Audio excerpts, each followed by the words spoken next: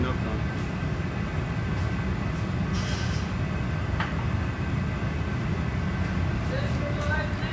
Hello, come in all you Glass Bowling fans. Hey, now we got 3 people on there and we'll go ahead and start. Good morning, I'm Bruce Ferguson. I'll be narrating and trying to manipulate the camera for you. And here we are at another show of the Art of Fire live streaming. Thanks for coming. Good morning, David Hogan. Bridget, good morning, and thank you for being here. We're up to 14 already. Y'all are amazing. Today's theme is going to be monsters and scary stuff. And no, it doesn't involve me, Josh, Todd, or Foster.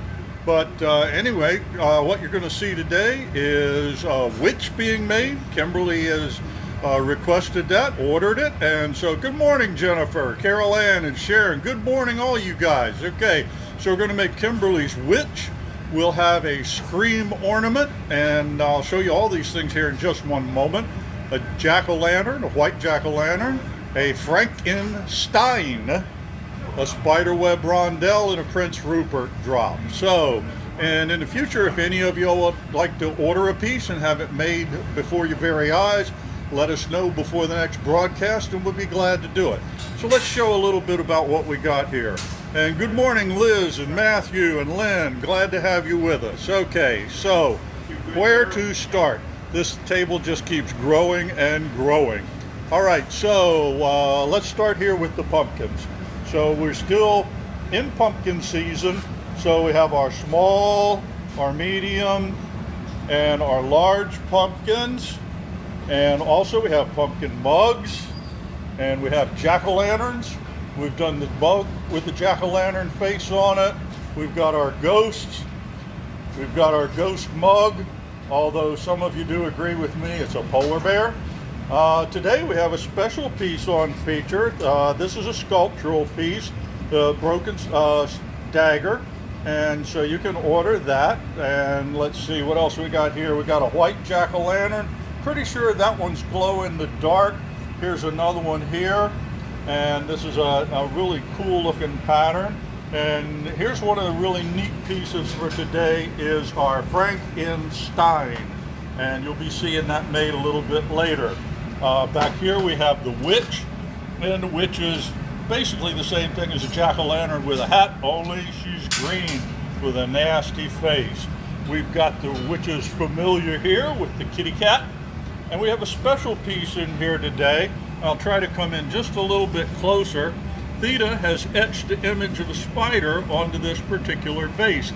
We've been working on spider webs for a while and trying to get things to come out well, and this one just happened to look like it, so Theta manipulated with her engraving tool and got us a spider on the front. On the back row over here we've got the Mongo pumpkin, about a foot in diameter, and over here we have a large pumpkin. So we've got lots of pumpkins. Oh, I forgot the witch's hat. You can get just a hat.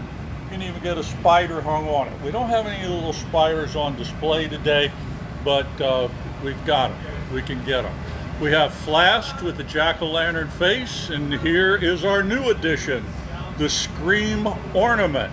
So we've got a couple of these up here, and while we're on it, the Scream ornament today is what we'll be giving away.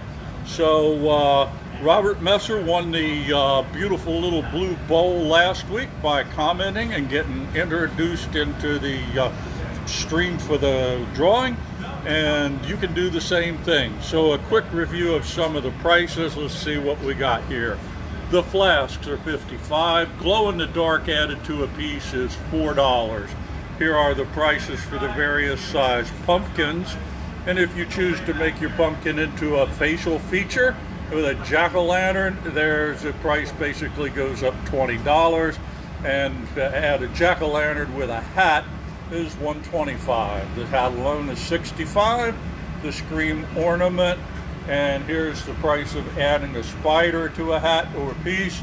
We've got pumpkin goblets, none on the table right now, but I could show you one in a minute. And we've got the ghost and pumpkin mugs, and the Frankenstein are all $65. So let's travel on over here, take a quick look at the piece that Robert won last week. That's a bubble optic cobalt blue bowl. And a couple of you had made comments last week about the t-shirts. So we'll just give you a quick view of those. These are $20 each plus shipping. We've got them in this gray color. We've got the Happy Cats. We've got one that has the tools on the front of it. And we've got one that has For a Hot Time on it.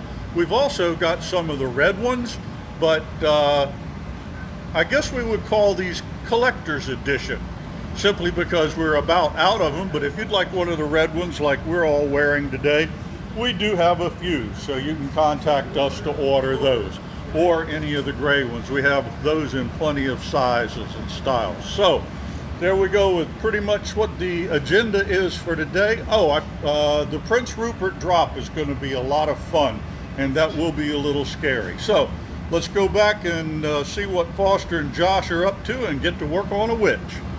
And in passing, we'll say, good morning, Todd Hansen. And there we go. All righty. Tracy Jones, welcome. Hey, Foster, how's it going this morning? I'm fine. How is everybody this morning? It's good to see you. Thanks for being with us. Look forward to a great morning. Okay. Josh Ries. Morning. Yeah, let's give him some love right now. Come on, he's the man of the hour. Okay. Oh, and Bridget let me know that her car is a Challenger, by the way, not a Charger. Okay, I was admiring her car when she visited the studio a week ago. Okay. All right, so Josh is getting ready to go on the Foster, Matt, and Marissa say hi. Hey, Marissa. Okay, so we're going to pick up a gather of glass here out of our 400-pound furnace. Actually, the furnace weighs a heck of a lot more than that. It holds about 400 pounds of glass. And Foster, how much does glass weigh per cubic foot? Roughly 150 to 165 pounds per cubic foot, depending on who you talk to. Okay. I happen to know that he knew the answer to that. I wouldn't put him on the spot otherwise. Hey, how much does water weigh a gallon? Anybody up for that? 6 pounds. Water per gallon, 7 pounds, 6.5? Okay, cool. All right. So, Josh is picking up a little bit of black right now, right? Okay, so here are the frits that Josh is using for Kimberly's witch. And there's going to be the green mix over there. So this is the background layer. Right now we're going to do the hat, right? Yeah, this is the hat first. Okay, so we're going to have a black hat. I've never seen a witch wear any other color. Have you? No. Okay. Well, be sure to comment. Commenting is how you get in line for the drawing to win a free piece. And this week it's going to be that really cool scream ornament. And we'll go back down and take a look at those in a minute. We love it if you like us. We got an ego thing going there. But what's really important is to have you share. We are truly impressed with the way the viewership has grown. Good morning, Brian Ritter. Glad to have you with us. And Michelle, Susan, yep, good to see all of you. At any rate, by sharing, you expand the circle of people that get to watch this, and that really helps us out a tremendous amount. I'd say you have more friends than we do, but that makes us sound kind of lame. But the fact of the matter is, if there's 200 of you, and you each have 50 friends, and you share this, all your friends are going to know about it. And if you follow us or let people know that you think this is a cool activity, it's going to increase our viewership, which has been growing like crazy. There goes Josh with dripping a little bit of glass off. Shows you the viscous nature of the material when it's at 2,000 degrees. Good morning, Patrick Foley. And yes, Catherine, we agree. The ornaments are super cute. Pretty cool. So, got the coating of clear on top of the black right now, and Josh is just using his block there to shape it, cool it a little bit. All the Halloween babies are super cute. Yes, we agree. Okay, Brittany, come back later if you can't watch the whole thing. And we're glad you're stopping in anyway, because it's great to have everybody here. So Josh is going to heat this up, blow it out a little bit, and start shaping the hat. Some of these things you've seen before, but hey, some of you might be new to it, so we'll give you a good introduction to what's going on here. The wooden block is made of cherry wood. It could be most any fruit wood. Fruit woods have a nice tight grain, and they're kept in water their entire life, and that's so they don't crack. And then when they're applied to the glass, they create a bed of steam for the glass to roll on. You can see Josh is using the jacks, the pair of metal blades, to create a point of separation right there from the pipe. I doubt that Kimberly would like a 4.5-foot piece of steel on top of her witch's hat. So we always cut that jack line in the glass to separate the piece from the blowpipe. Once Josh starts to get the volume into this little, he's got the sphere of the volume he wants, and now he's using that airplane propeller move to swing it out some. Probably about 80% of the pieces we make are made by creating a sphere with what we call a jack line in it. How often do you have to replace the wooden tools? We can get a pair of blocks to last 2-3 years without any problem. Sometimes people might let them dry out a little bit. During good times, we rent space in the studio to folks, and if somebody were to come in on a regular basis and let the blocks dry out, they would burn. How do you keep things from growing in the water? We scare them. No, we keep the things from growing in the water by changing the water on a regular basis. In fact, I changed the water in these buckets that Josh is using just yesterday when I was out here working. Josh can thank me later. Okay. But you know what? We change the water quite often. But there's some buckets around that don't get changed, and the cats love that water. Oh, they do. Yeah. Yeah, we've got some funky green water around here in a couple things. How easy is it to work glass? Does it take a lot of muscles, or is it very easy to shape and bend? That's going to largely depend on the temperature of the glass. It's actually pretty easy to move when it's hot. You can kind of see there Foster was heating the glass with a small torch to make it a little bit softer. Where that witch's hat was all black right there, that was getting cold and would be a little hard to move. Where it was bright orange color, very easy. Is it true that gold foil over hot glass keeps the heat from escaping as fast? Actually, yes. When we put the gold foil on some of our pieces, doesn't gold make the cranberry color? Yes, indeed, it does. But we don't put the gold foil into the glass to make it cranberry. Somebody else does that for us. Do you all make items with gold foil? Yes, we do. We have quite a few items in our catalog that have gold foil leaf on them. Okay, so, Bruce, what color makes black?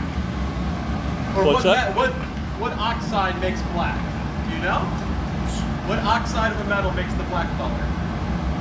Manganese? There you go. Okay. There you are. I've never seen him use the torch before. Does the area need to be hotter than the rest for a particular reason? Good question, Gabby. And the reason we focused the torch on that central area where Josh was opening the hat is because he was trying to separate the glass and create a hole. He was using those tweezers in almost reverse order. He was putting them in, and instead of pinching the glass, he was letting the blades spread. And that spread the glass apart and created the opening at the bottom, which is just expertly pop quiz time for you, Bruce. Yeah, I appreciate that. They love putting me on the spot. Okay, so anyway, we've got the hat done. Cap it off the blowpipe, and Foster puts it away. Alrighty. So anyway, back to Gabby and the question about the torch. Yes, we will do spot heating so that we can make a portion easier to move. If we have the entire bottom of that hat hot, then what we wind up with is kind of smearing it all over. So the focused heat makes it a little easier. Chemistry, physics, and glass blowing.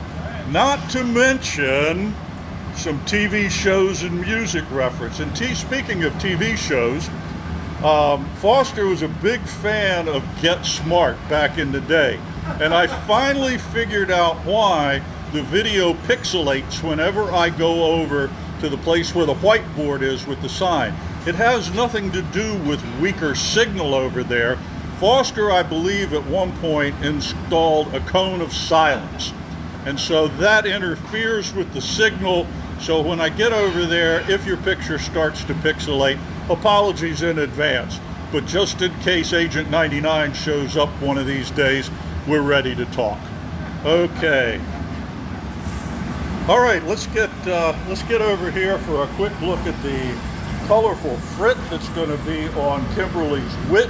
So this is a mix of what, a couple kinds of green? Okay, kind of a lime green color, maybe some teal or... Yeah, transparent emerald. Yeah, transparent emerald. And jade. And jade. Okay, great. Sorry about that, Chief. Somebody's watched the show. Thank you, David. How long does it take to learn to make a pumpkin ornament? Well, Foster will tell you 43 years plus 15 minutes. No. And Josh would tell you 18 years. Yeah, so, no, it's... How about you? Ornaments, I've been at it 21 years. But anyway, as far as making an ornament, ornaments are not particularly hard to make. They're pretty much a sphere that then is broken off the blowpipe and a hook put on it. But if there's anybody online right now who have taken our beginning classes, they will let you know that it's not the easiest thing to do. Probably a few months of practice, or maybe close to a year if you're coming over and working a good bit of the time. So Josh is about to get all the green picked up for the witch. He's got it out on the table there, rolling it around.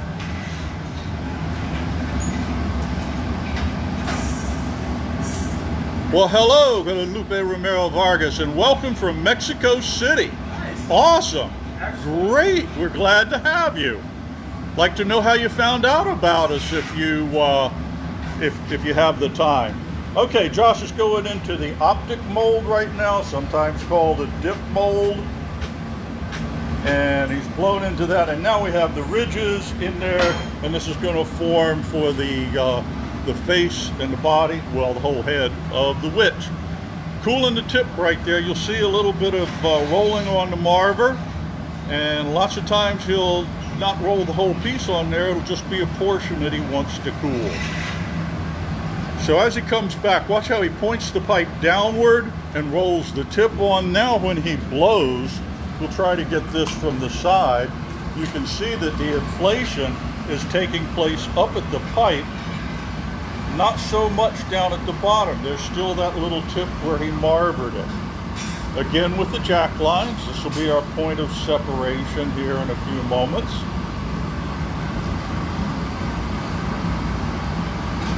Mary Beth Morgan joining from Pennsylvania Avenue, DC.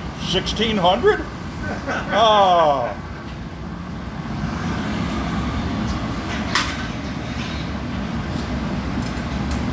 All right, so we've got the basic spherical shape made, and for a pumpkin or an ornament or a lot of other things, the sphere is about all there is to it. A little bit of blowing just to get the size just where he wants, and it'll be a case of getting it set for the transfer. Foster's we're going with a cheater, guys? Okay, so Foster's gonna bring what we call a cheater. I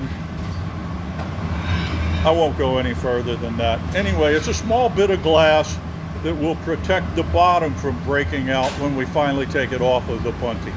So he brings it over, it's fresh hot, and Josh has a chance to just put it right onto the bottom of the piece. That little bit drizzles off, and now he'll flatten the bottom. And what this little tab of clear glass will do is provide a place to attach the punty. Then when we break it off of that pipe, it won't crack the bottom of the piece. Certainly nerve-rattling. Well, sometimes it is, Matthew, sometimes it is. So Foster's forming up the punty, which is just a bit of glass that serves as a connection, or perhaps think of it as a bit of glue on the end of that pipe, and allow Josh to intentionally break the piece free. So we'll come around the other side for this transfer, so you can see what the process looks like with a bird's eye view. Anybody want to sing Rockin' Robin? Okay, so here we go with the punty on. Josh gets it centered. That's why the tweezer blade's on the pipe. And now it takes just a moment for that to cool a little bit so that it doesn't flop all over. And a tap of the tweezers, and there we go with the transfer. Kimberly Cox says the witch will be flying all the way to Orlando, Florida.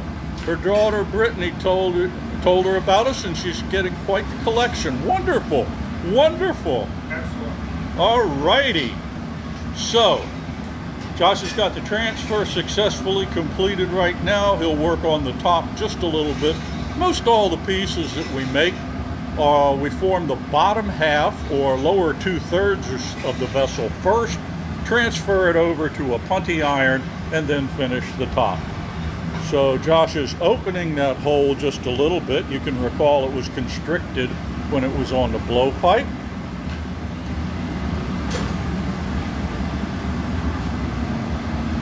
We'll puff it out.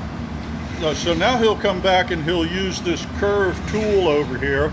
I'm not going to pick it up. That would interfere with his work process. But you'll see this curved tool that has a cone on the end, and it's hollow. So when he puts it into the opening of the piece and blows, you'll see the shoulder or part of the vessel inflate. Here he goes. You can see the inflation taking place right before your very eyes. There we go. All right, so now we're getting this nice rounded witch's head on here. Josh is going to turn the iron over to Foster. What kind of things do people make in the beginner classes? Of course, when we have them again. Yes, well, we make drinking glasses or vases, and we make bowls. Every once in a while, someone will ask to learn how to make an ornament, and we may do that, but in the process of the teaching, the ornament's actually a pretty easy one to make. It's just a sphere that gets knocked off the blowpipe. Foster's got the piece. Josh now is heating an area, and when he flips it, we'll see it a little closer. And there we go. You can see the glow from that oxypropane torch. The oxygen with the propane gives you a lot more heat. What is Bruce, Josh, and Foster's favorite colors to work with? Josh, what's your favorite color to work with? Blue. Blue. Cobalt. Okay. Gotta love cobalt. Gotta love cobalt. Foster, your favorite color? Blue. Blue. Blue. Okay. Bruce, what's your favorite color? I can never make up my mind, so I use the whole rainbow. Okay, now he has a wire rod there that he's pushing up into that hot spot, and that's going to become the witch's nose. That's why he preheated that spot only.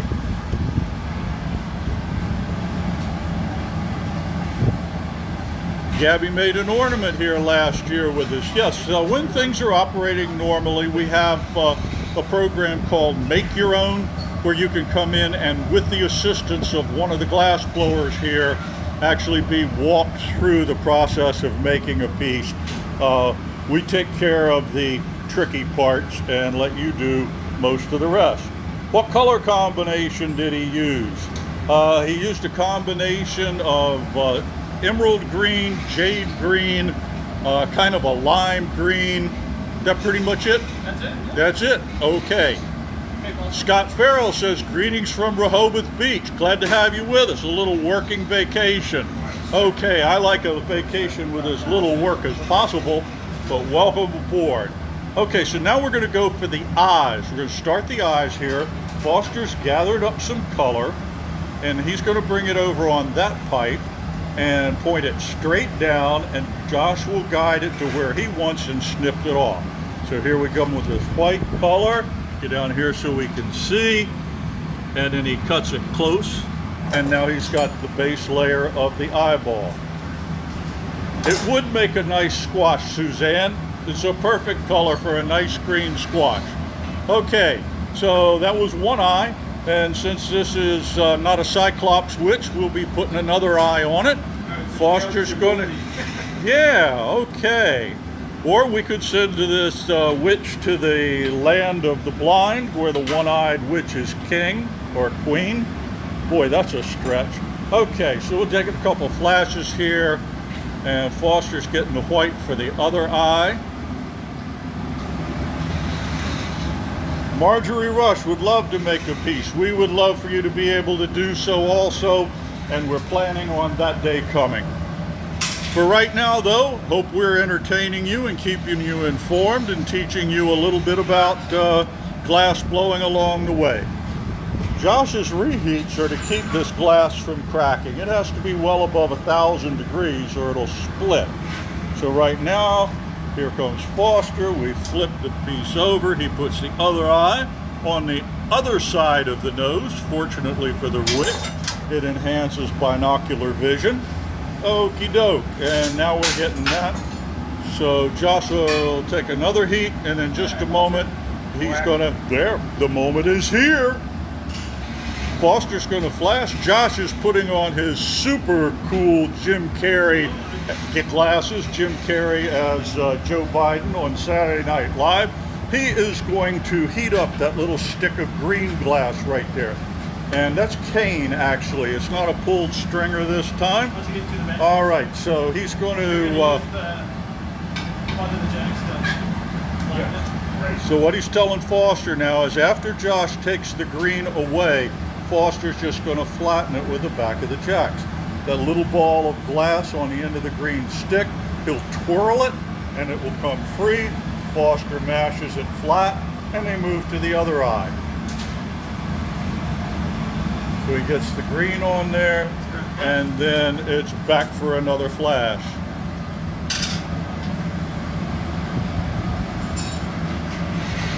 Alrighty, so now in the center of that green dot, Josh is going to be putting a black one. Now this time, this little thin piece of black is a stringer, which just means it's glass it was pulled thin. Where are you going now? Dots for the eyes. I am going to move over so you can get a better view of it after Foster brings the piece into the bench. And here we go with the application of the iris. Here we go.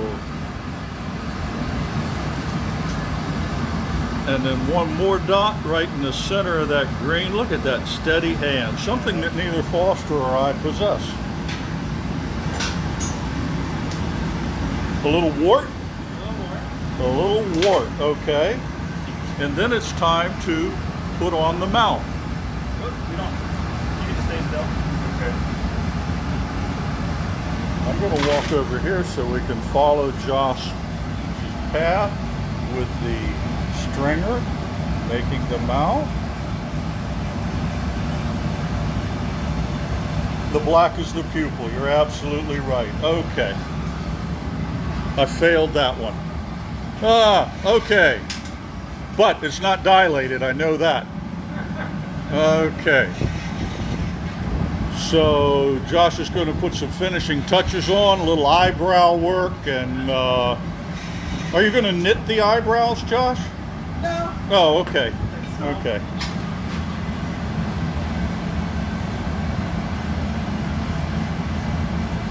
Yes, Mary Beth, every witch must have a wart.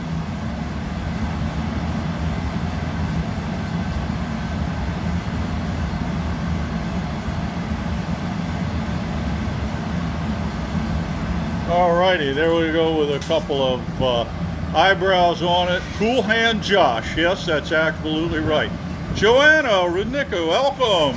I don't know if you checked in earlier, but good to have you from London in the UK. Must be, what, about 5 in the afternoon over there? Who's this? Okay, Joanna. Do the glass rods you're using come pre-made, or is that something you have to make? The little pieces of the stringer we pull. So we take in the case of that black, Josh took a chunk of black and pulled it very thin.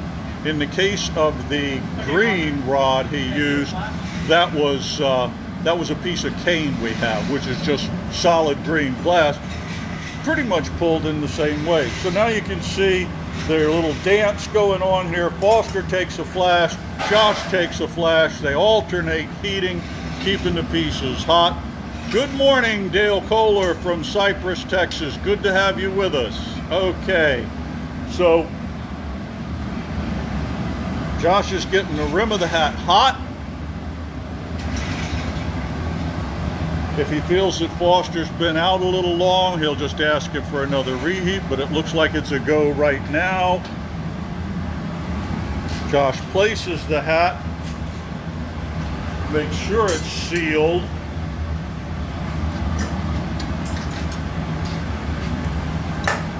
Foster will squeeze the joint.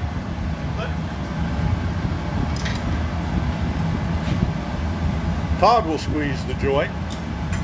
Josh taps the iron and the puntee breaks free. There we go. All right, well done. Joanna says yes, it's 4:30 p.m. I was an air traffic controller for 37 years and had to get used to universal coordinated time, which in the old days we called Greenwich Mean Time. So anyway, here we go. Josh has got the assembly done now. It's a little bit of touch up and off we go.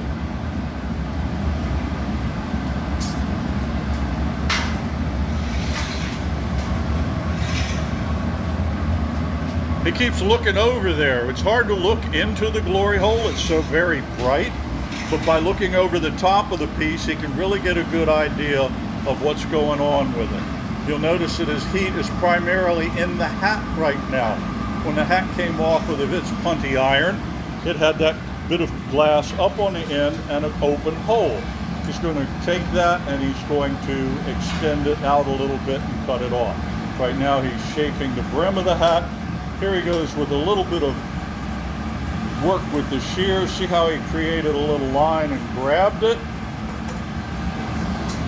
Dale Kohler, we're glad you got her pumpkin with the hat and spider. She loves it. Wonderful.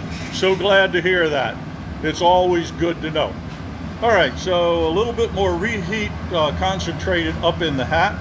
And for those of you that had asked earlier about the ease of working the glass, when he comes back, the lower part of the hat toward the witch's head will be just about black. It won't be moving much at all. Where he'll grip it will be in the portion where it's bright orange, and he'll be able to just grab it with his shears and extend it to the length he wants. Diana Mosier, no problem joining late. We're glad to be here, and never is anyone sorry to be involved in glass blowing. It's all fun. Okay, so you can see how the bottom of the hat, the brim, is dark. Josh grabs it where it's a bright color, and look how soft it is. That's not taking a lot of effort to pull. A little bit of fine touches right there. And then back for the finishing strokes. You can actually bend it over, see what it hurts medium a little bit. Yes. Yes, Mary Beth, we love spiders. Spiders are our friends. Tilt the hat a little bit?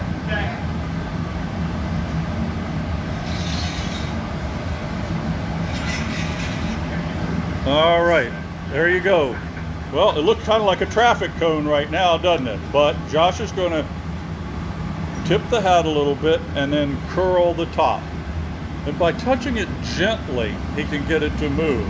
If he was pretty rough with it, it wouldn't get that nice, elegant curve to it. Debbie Edmonds says, not in my house. I'm guessing that's about the spiders, Debbie, but that's okay. So, if you're joining us late, or you've never been here before, I'm Bruce. I'm doing the camera work and the narrating and the corny jokes. We've got Josh Ries making the piece. We've got Foster Holcombe, studio owner and artist extraordinaire, gloving up right now to help him. We've got Todd Hansen over there in the background making other pieces. And Theta is running the whole show from behind the computer. She's like the Wizard of Oz. The rest of us are just props. Okay, so a little bit of touch up here. As soon as he gets this where he wants, they'll be taking it off and putting it in the annealer. Mary Beth says, love that the hat's always tilted. Hey, what's a witch without a rakish hat, huh? All right, nice, beautiful curve to it. Holds its shape, a little bit of water right into the puntee joint, and a tap of the pipe, and presto, off it comes. All right, great work, guys. All right, into the annealer with another one. Let's hear it for Josh Ries. Give him some thumbs up, some hearts. Yeah, beautiful job, Josh. Foster, the man, way to go. Excellent, guys. Okay, so there's one down. Let's go down to the whiteboard and enter the cone of silence again and see if we can figure out what's going on without pixelating your display too much.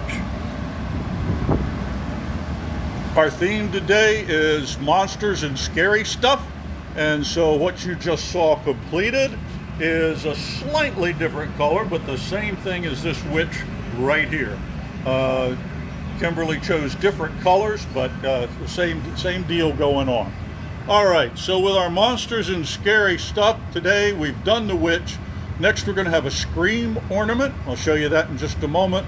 Followed up by a white jack-o'-lantern, a Frankenstein, and a spiderweb rondelle and a Prince Rupert drop. So, since we're going to go to the scream ornament, let's show one right away. And this is it right here. So we just started making these, and they're really pretty cool. And this is going to be the giveaway this week. So by commenting, you'll get your name entered in the drawing. And we'd like to recognize Robert Messer, who won the bubble optic blue bowl from last week, but this is what's on the agenda this week. Sitting right up above that is one of our flasks with a jack-o'-lantern face on it, since we're here in the Halloween theme and everything. And so the rest of our display here, let's hit it up. We've got a special one-of-a-kind sculpture right here. This is a dagger. Theta put this together yesterday, I believe. Next to that, we have a witch's hat. You can pick up the witch's hat alone if you like. That one's got a little extra curl in it. We don't have a spider on it right now, but we can, if you wish, have a small spider attached to the pieces. We've got our regular pumpkins, and our typical color is this orange. Sometimes we have white with the gold stem. Those are the smalls. There's a medium right there. Sitting back behind it, we've got a pumpkin mug, a jack-o'-lantern, and a little jack-o'-lantern. We've got the jack-o'-lantern onto the mug. So we've got all kinds of variety here. A jack-o'-lantern with a slightly different face, particularly the mouth, just a series of dots. We've got our ghosts, and we've got our ghost mugs, otherwise known as polar bears. All right, we've got the jack-o'-lantern in white, and these two right here are glow in the dark. We don't have the black light up today to show you the glow in the dark feature, but we did that last week. We also have today's special guest, Frankenstein, a drinking glass made to look like Frankenstein. So I showed you the witch a minute ago. Here's her familiar, the cat. And we have a special piece here today. We've been working on making spider webs for a while. And Theta looked at this particular vase and thought, wow, the front of that, it's a two halves, one's white, one's purple. I'll turn it around. That purple side really looks like a spider web. So she etched a spider into the vase. And I'll turn this around just so you can see the other side. This is what the white side looked like. So I kind of got to agree with Theta. This really shows up beautifully right here. We've got our Mongo pumpkin back here, and there's a large pumpkin back in the corner. So let's talk about or just show you the prices real quick. If you'd like glow in the dark added to a piece, that's going to add $4. Our flasks, like this guy right here, are $55. The pumpkin prices are right there. You can read them. Jack-o'-lantern's basically putting a face onto the pumpkin, and that adds $20. If you'd like a jack-o'-lantern with a hat, they come in a size that's halfway between medium and large, and there's the price on that. A price for a hat alone. The scream ornament, which you're going to see just in a moment, is $45. But if you're the lucky commenter, you might get one next week for free. Spider on a hat adds $25. I promised you I'd get a pumpkin goblet out here in a moment, and I will, I promise. And the mugs, whether it's Frankenstein, a polar bear, slant ghost, or pumpkin, or jack-o'-lantern, are all $65. Some of you inquired a week ago about the shirts we were wearing. The red ones are just about gone. I'm going to call these collector's items. I think that's what people do when you're not going to have any more of them. and this one has a little logo on the front. We've got lots of the gray ones. We've got the For a Hot Time. We've got the Art of Fire with the tools. And of course, one of our favorites around here is the Happy Cats. There's actually 3 of them on there. The shirts are $20 a piece. So, I'll show you the blue bowl that Robert won last week with the bubble optics in it. You can see the bubbles on the back side. So, let's take a trip on back into Never Never Land. And Josh is just getting ready to start picking up a chunk of white for the Scream ornament. So he's got a solid chunk of white that will serve as the background on this. And he's got black, which is going to fill in the eyes and the mouth.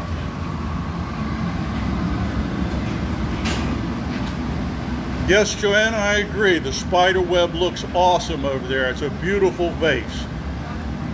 Why did the ghost go into the bar? I give up. Tell us, Suzanne. Josh, do you know that joke? Why did the ghost go into the bar? Josh has young children. He's probably heard this joke. My kids are middle-aged, so it's been a long time since I heard anything like that. For the booze. Yes! Okay! Thank you! Oh my God! And the funny thing is, it wasn't Suzanne that answered it. It was Chantel. Somebody else knows these jokes. Wonderful! Wonderful! Okay, so Josh has gathered some clear up now over the white, and he's going to shape this with the block.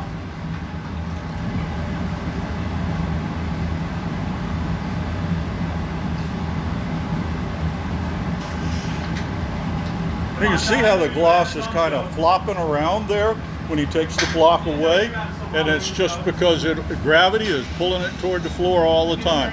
That's probably the biggest deal for a glass blower, is keeping the glass centered and under control. Actually, blowing the glass is not extremely difficult when the glass is hot.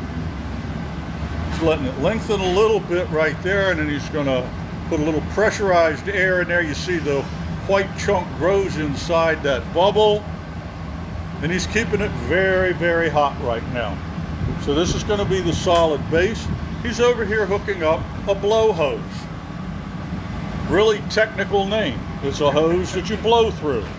Okay, so what the tool allows a glass blower to do is use his hand tool on the glass while he blows.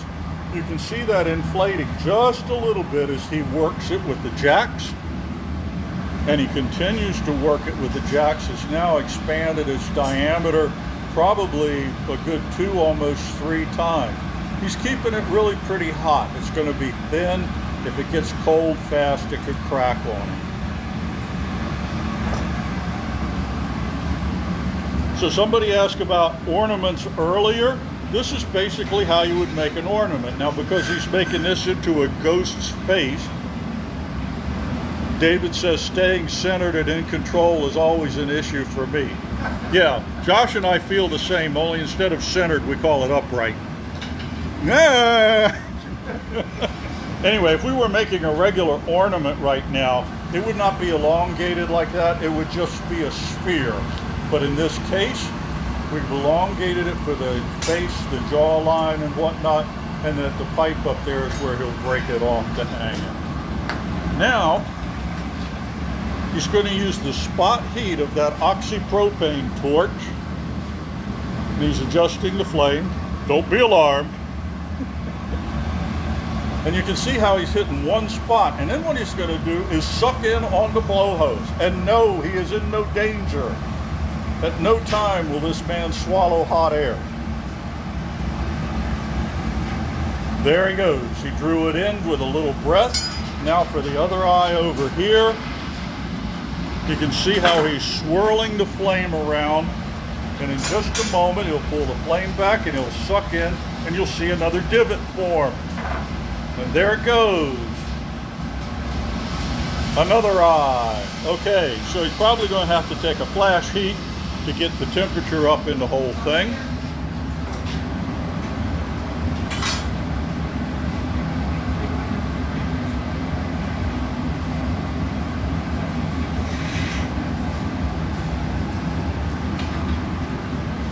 Foster's run off for an important phone call, so I might be pressed into duty here, but fear not, I got this. Yeah. Josh is heating the area to suck in on the mouth. And there goes the mouth for the screen. There we go. Okay. You want me to run the pipe? I'm good. Okay. So now it's a matter of getting a little bit of heat in it and then dropping the black powder into it. So he's holding it over a large bowl, and from a small bowl he's going to simply drizzle the black frit down into those cavities. And then in just a moment he'll take his brush, which I'll hand him, and get some of the excess off the outside. Notice he won't turn the pipe on his way back to the glory hole. He wants that black to melt in.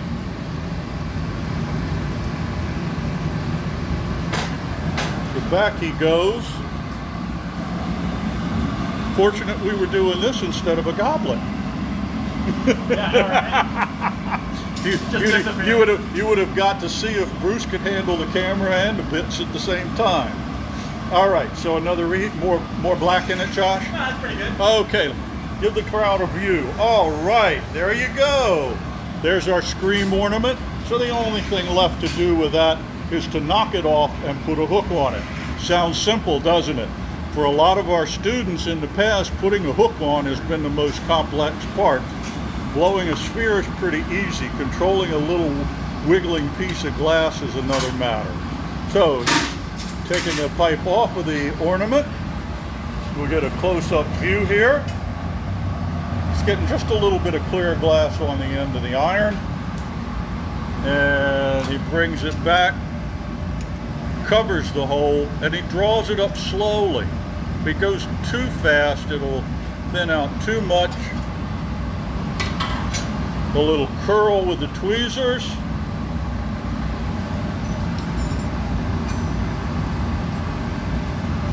There's your hook. And you'll take that. Beautiful. Another job well done. Okay. Joanna, never expected that. Debbie, hey, your mother-in-law says that is so cool. Hope she's doing well. Say, She just okay. had knee surgery yesterday. Another knee surgery. Oh my goodness, another one bites the dust. Okay. Nice work, guys, and good luck on your recovery there, Debbie. Okay, so let's go on down here and review again. And while we're at it, let's see, it's been a few minutes. Maybe we got some new folks on. I'm Bruce. I'm doing the narrating and the camera work. We've got Todd over here, hard at work. And you've just been watching Josh and Foster. And if I can turn the camera without making you dizzy or seasick, we'll come over here and get a quick shot of Theta. Hello, Theta. There she is, the brains behind the outfit.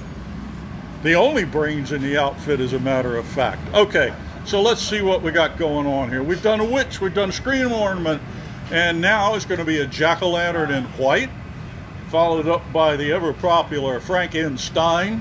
And then we'll do a spiderweb rondelle and a Prince Rupert drop. I'm not going to go over all the prices and stuff again, but in case any of you are new to the show today, here's a little bit of what we're doing. You just saw the scream ornament made, and if you keep the comments coming, you can be in the drawing to win one, because we're going to give this baby away next week. It'll be a random drawing of all those that comment, so get your comments in. Last week's winner was Robert Messer, who got a beautiful little bubble optic blue bowl. We've also got flasks that we're putting faces on. You'll notice everything here is kind of the Halloween theme. Hey, it's that time of year. Well, let's start in the back row this time with our Mungo pumpkin, a foot in diameter. We've got this beautiful vase with a spider engraved on it. This is what we made first today. It was a slightly different color, but the same thing basically, a witch with a hat. There's a large pumpkin in the back, a couple of white jack-o'-lanterns up front, actually 3 of them.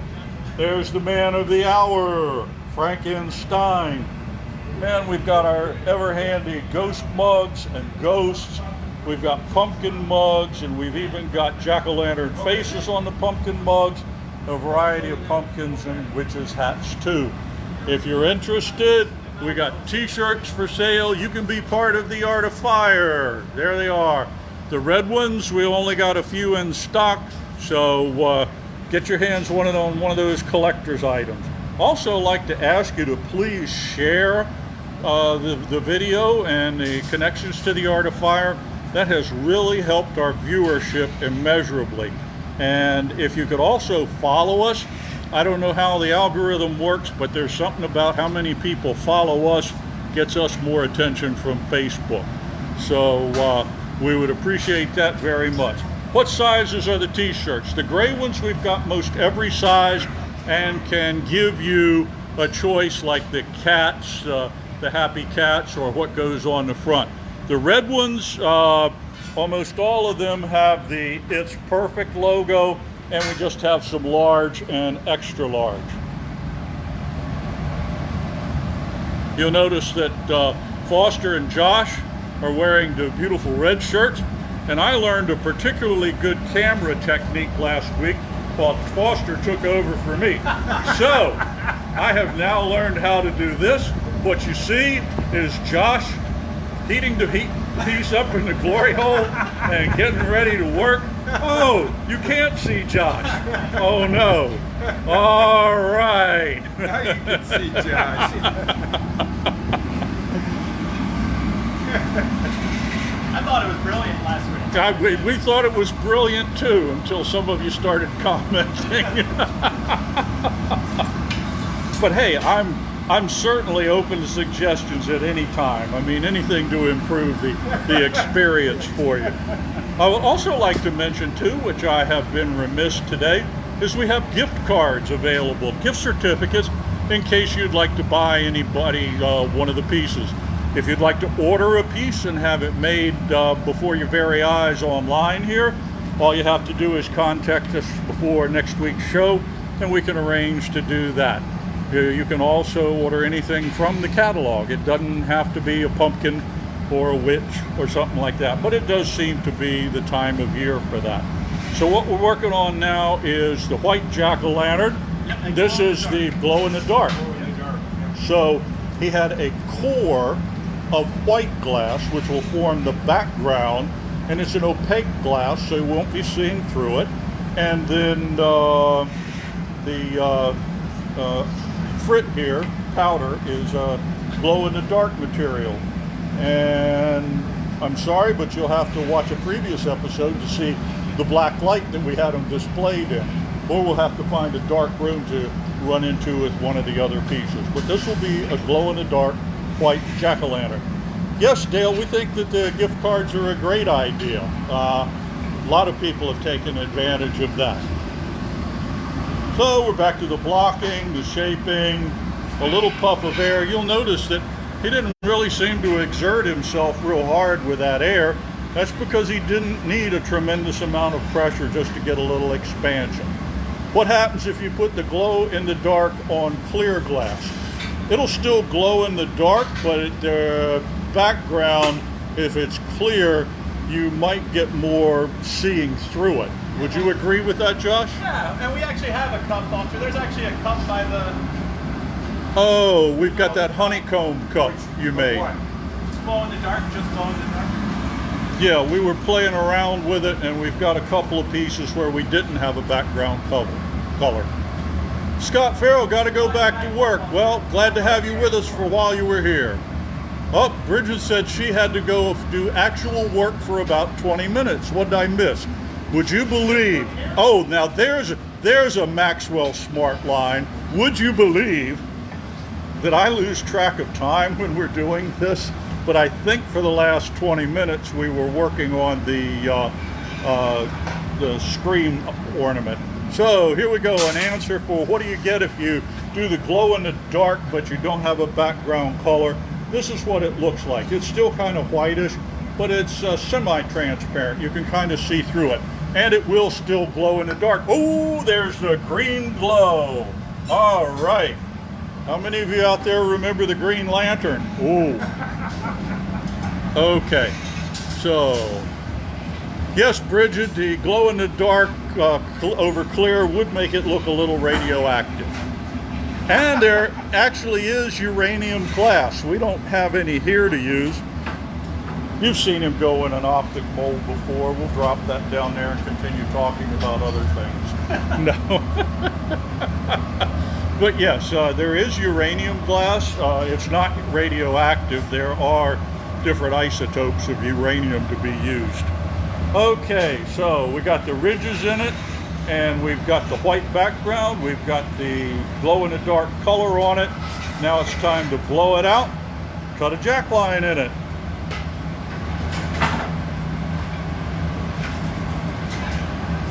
Oh wow, Michelle says, anyone questioning about the creativity of this crew? 9 of her 15 pieces were commissioned. Each and every one is amazing. Well, thank you so much, Michelle. We really appreciate that. All right, so there we go with the jack line in it, and Foster says, thank you, Easter Bunny. That's an old Cadbury commercial in case anybody remembers it. Okay. Need a little extra room on the doors right there. And he's going to heat that up, get a little more inflation in it, and then we'll work on flattening the bottom. Do still have the brocade on glass. He has a spirit ball that Foster made. Does that ring a bell, Foster? Brocade on glass? What about it? Well, Brocade Dale's asking. I didn't know if you wanted to tell her. Those were great one-of-a-kind pieces. Oh, okay. Great one-of-a-kind pieces.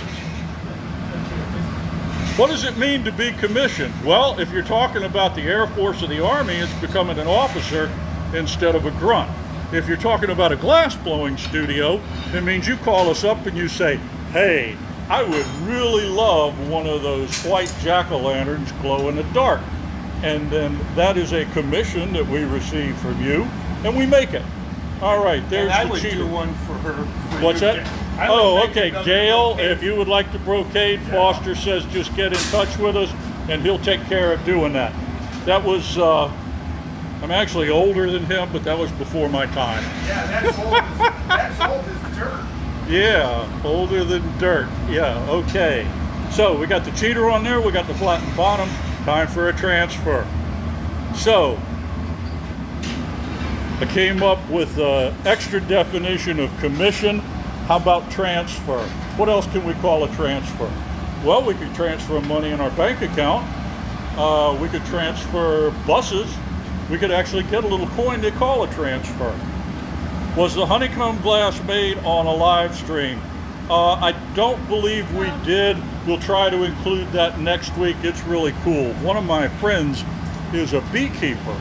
So I made him a glass that I used amber color, which kind of looks like honey, and we got the honeycomb pattern in it. Here we go for the magic moment. Hold your breath. There it goes. All right. Another successful break off. Okay. Josh is again going to open the end of that a little bit. Dale says that's how long she's had it. She's older than dirt too.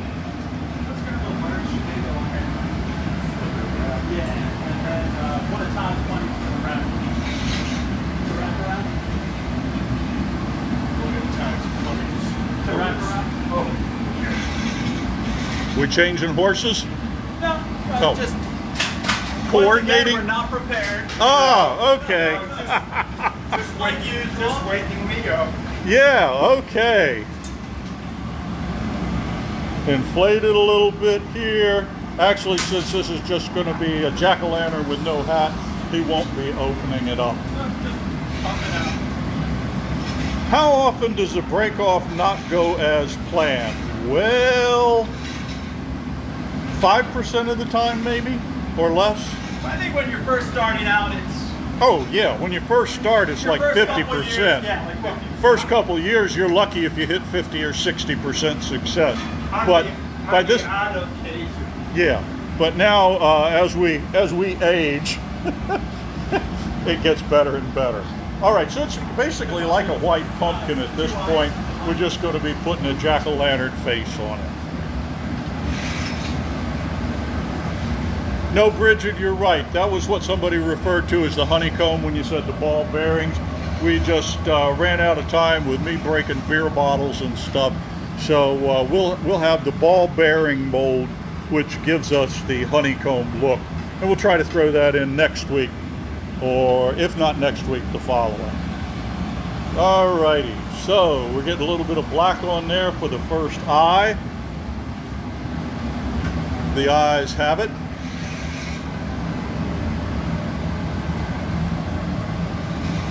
I love messing with Josh while he's working. Speaking of transfers, have you ever heard of Manhattan Transfer? No, okay. Acapella group. Oh, okay. No, definitely no.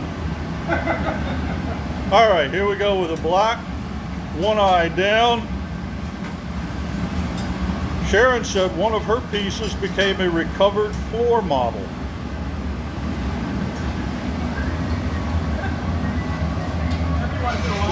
Every once in a while, sometimes when we drop a piece, during her class, yes. We do. I was going to say, I'd like to hear more of that story, but during her class, yes, it's not unusual when we're teaching, particularly beginners. There'll be an accident, piece goes on the floor, we help them out, get it picked back up, and off they go and finish the piece. But sometimes when we drop one on the floor, it doesn't crack. It just goes down like a dull thunk. It just goes poof, and nothing happens. Yeah, that happened. If you go back to, I think it's the third video, we were doing Ghost. And it came off. Okay. Here we go, clipping off another eye.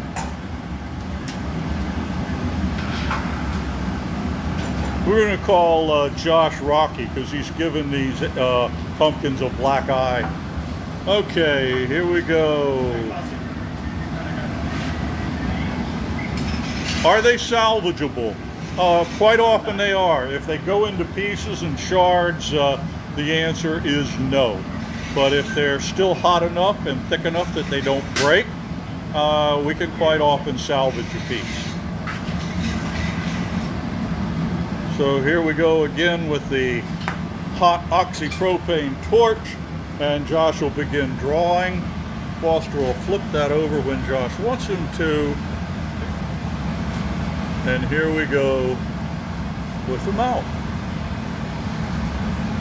Notice how he heats just a little bit up on that stick of glass. That's so it flows as he moves along. He's not targeting the heat right onto the piece.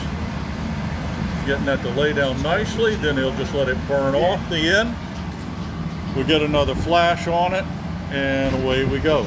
I've actually made a couple pieces where I had a really nice design going in some cane, and it just shattered on me all over the place, and picked up the shards later on and was able to incorporate the broken shards into a piece. So where there's a will, there's a way, usually. All right, here we go with the stitching. Foster, Diane Cummins says, missed you this summer on the point in Chaumont. Yes, you bet. You bet. We'll see you next summer. There you go. So now the stitching across the mouth.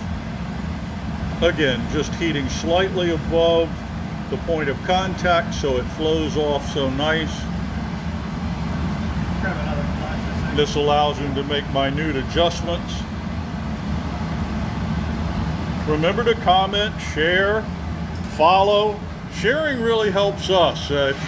Like I said earlier, you got more friends than we do.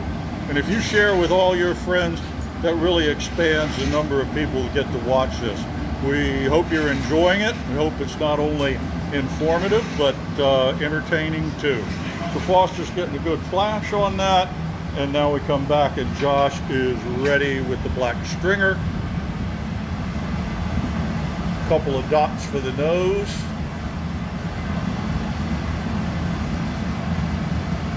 Liz Levon says, I want that pumpkin. You want this white pumpkin, this one with the jack-o'-lantern face he's making, Liz? You let Theta know right now. You let Theta know and she will arrange it. How many furnaces do you have going at one time? One.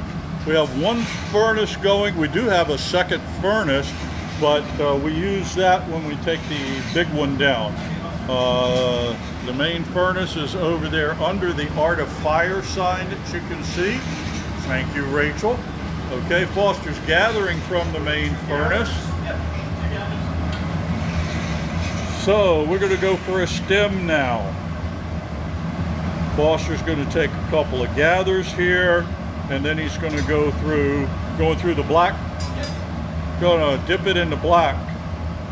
He'll put it in one of the optic molds for some texture, and then they'll attach it. Tracy loves everything. Well, we're glad. We love everything here too. There we go, Foster gathering up black over there. Thank you, somebody, for the thumbs up. They'll tell two friends, and they'll tell two friends, and so on and so on. That's exactly what we're talking about, David Hogan. And the way our viewership went up over the last couple of weeks, we know that you guys were helping us out, and we seriously appreciate it. So follow us, that gets Facebook's attention. Share us, that gets your friends' attention. And then like us, because everybody likes to be liked. Okay, Josh has come out now. He's got enough heat in the piece. Foster's getting a little bit more before he drops down into the dip mold. That'll put ridges into it. Then after a real brief reheat, he'll bring it back to Josh, who will make the attachment. You getting attached to this piece, Josh? Because Liz wants it. It's pretty nice. Okay, so he hits it right into the center there. Now he pulls it out gently and elongates it some and chops it off. There we go. Now when Foster comes back over, he's going to grab another iron, and that's what we'll wrap it around. Josh will grab it with a serrated tool. Actually, yeah, that one has ridges in it. That's it right there. He'll grab the end of the stem. Now when he points it upward, that's to control the flow of the glass. He doesn't want it to all pull off in a thin line. See how that's nice and uniform? He brings it back to level. Foster presents the pipe to twist it on with. We wrap around it. He curls it. What a deft move. All right, way to go. A little bit of touch-up. He'll take another flash, any final touch-up. Lynn is amazed that the molten glass keeps the ridges from the mold through the reheating and working it. Well, the key to that is not reheating it too much, okay? You'll notice that when Foster took the reheat on that after the mold, he only went back into heat for 2 to 3 seconds tops. Josh worked quickly. I'm going to get in here so you can see the ridges on that and try not to burn Foster's phone again. All right, the torch is to preheat the punny a little bit so things will come off easy without breaking anything.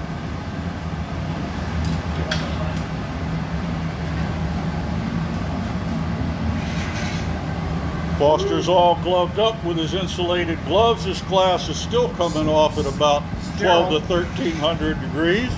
So he's got to have some insulated gloves. A drop of water off of the tweezers and right into the juncture between the punty and the piece. A tap, and it comes off. Into the annealer for the longest part of the glass blowing process. All right, thank you, Josh. Let's give it up for Josh and Foster. Okay, way to go, guys. So the annealing process, we leave it in there at 900 degrees all day. End of the day, we shut it off. The bricks release heat. There's the annealer back there. That's just a big box of bricks with a fuel supply. So when we shut that off, it takes about 8 hours to come down to room temperature. So let's go on back to the whiteboard. Let's go into the cone of silence. The cone of pixels, I guess we could call it. All right, we saw a witch made for Kimberly. And by the way, if you would like to have a piece made, just let us know. We'll try to work it into a live stream. Kimberly got the witch. We had the scream ornament. If you comment, you'll be entered in the drawing to get a scream ornament next week. We just completed the white jack-o'-lantern. Now comes the new guy on the street, Frankenstein. Going to be a drinking glass and reminiscent of Frankenstein. We'll follow that up with a spiderweb rondelle, and then just to scare us a little bit, a Prince Rupert drop. We'll explain that as it comes along. We've got our price list over here, but let's look at the glass. That's a lot more interesting anyway. So we have our standard pumpkins up here on the front row. These are small ones, the orange and the white. There's a medium-sized white one with a beautiful gold stem on it. We've got a pumpkin mug back here, but we couldn't be happy with just making pumpkin mugs. We had to go putting faces on them. So there's a jack-o'-lantern mug. We don't just make pumpkins, we make them into jack-o'-lanterns too. And here's a couple examples. We can put hats on them. We have ghosts. We have ghost mugs, which also serve as polar bear mugs. Here's what you just saw made. A white glow-in-the-dark jack-o'-lantern, which I believe Liz says that she wants. Get in touch with Theta and she'll let you know. There's the cat, the witch's familiar, and there's a witch right back there with a hat on. We have this beautiful vase which Theta took from the studio this week and etched a spider into it. A really cool looking spider web. And we've got a large pumpkin back here hiding in the back. And the one we call Mongo is about 1 foot in diameter. You saw the ghost, the scream ornament made a moment ago. Here's a couple of them right here, and this one's going to be part of the giveaway. Here's our prices up here. We have flasks, and we have the glow-in-the-dark feature added for $4. We have pumpkins in variety of sizes. We could put a face on them for a jack-o'-lantern. We can do a jack-o'-lantern and a hat, but they just come in one size basically, about halfway between the medium and the large is the size. A hat itself is $65. We have the scream ornament for $45.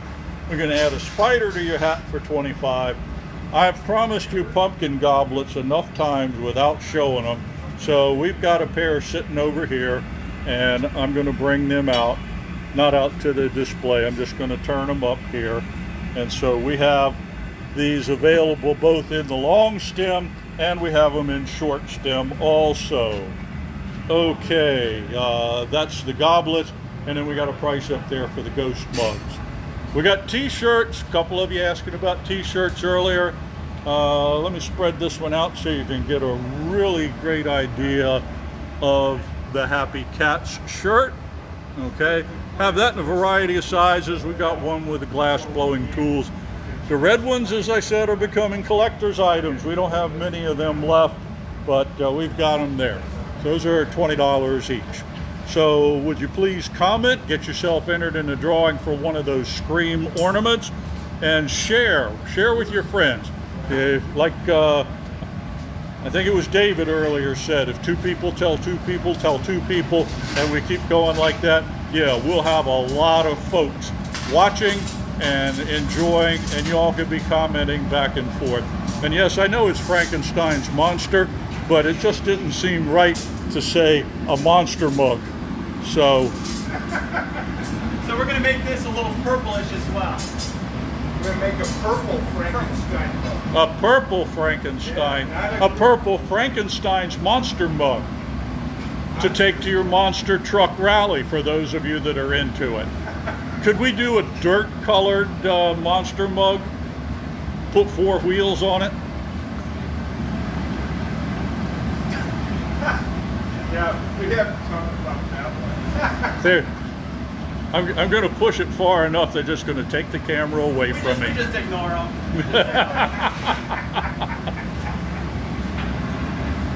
You know how you have the crazy uncle that just sits in the corner and says stupid stuff? Yeah.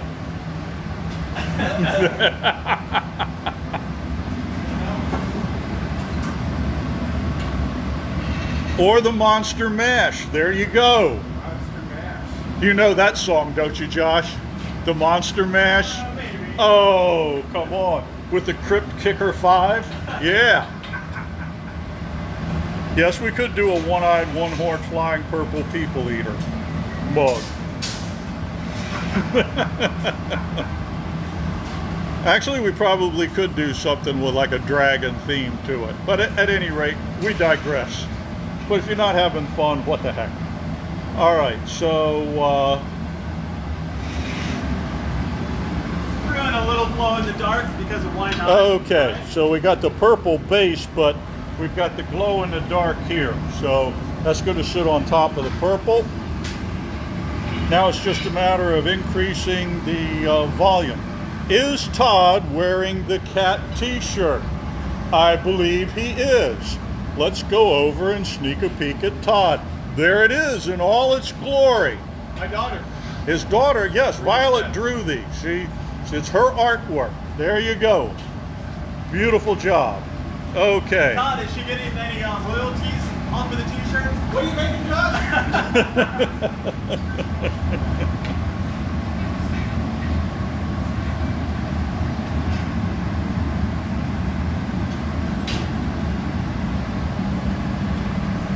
All right, one more gather just to get up to the proper size. He's even peeling a little bit off. Got a tad more than he wanted. Back to the cherry wood block.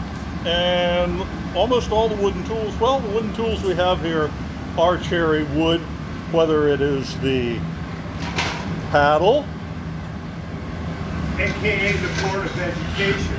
and we also have a steam cone. Now, I haven't seen this used today. We haven't needed to. Josh used the metal puffer or Sophietta, but if you think about it, once we take the piece off of the blowing iron and transfer it to the punty, we don't want to stand around and blow into that like a Coke bottle. It wouldn't do any good. So we have either the metal cone, the Sophietta that Josh used earlier, or the wooden steam cone. And the cool thing about the steam cone is, you can see the water dripping off of it, okay? When that's introduced into the open glass, the steam that's created inflates it. You notice Josh cooled the end of that on the bench rail because the bench rail is metal and it sucked the heat right out of the bottom. So now when he blows, you can see the inflation is up toward the pipe. The bottom still has that kind of conical shape. How long do the damp newspapers last? That all depends on whether somebody actually soaks them in the water, because then they shred apart and don't last at all. Well controlled, we could probably use those for a couple of weeks. I've known glass blowers that told me, well, they're pretty much obsessive about their paper. They say putting it in plastic at the end of a work day and other stuff, they can make it last a year. We've got enough newspaper around here that we're not worried about doing that. Okay, so now he's going to use that newspaper. Notice how it's shaping the middle. It's becoming a little more flat instead of rounded. He uses the jacks to flatten the bottom of the piece. Foster's going to start working on the punty right now. And because that glass is really plenty thick, there's no need for a cheater on this. Josh isn't worried at all about the bottom breaking out on the transfer. I have just officially jinxed him. Actually, the other thing he does that's really very helpful in the break off at the end is he's been preheating the punty before he breaks it off. And softening it up like that really helps with the break off action. So here we go. We'll stay on this side of the bench this time. Foster's getting a little more heat in the punty. And here we go. Sticks it up and centers it. He'll leave the tools on there until he gets the alignment he wants. Little drop of water right on the neckline, jack line, and off it comes. So the basics of a mug. We'll do the white with green Johnson and So now he'll begin opening it. So his heat's going to be concentrated in the tip of the glass, the end of it where it broke free of the blowpipe. And you can see that he's actually pulled the piece back out of the glory hole just a little bit. That's to keep the part at the back end, which is already done, from getting overheated. And he doesn't want the punny to get too hot, or the piece will start dancing around. Because hot glass moves and cold glass don't. As soon as he gets it hot enough, he'll bring it back to the bench and begin the opening process.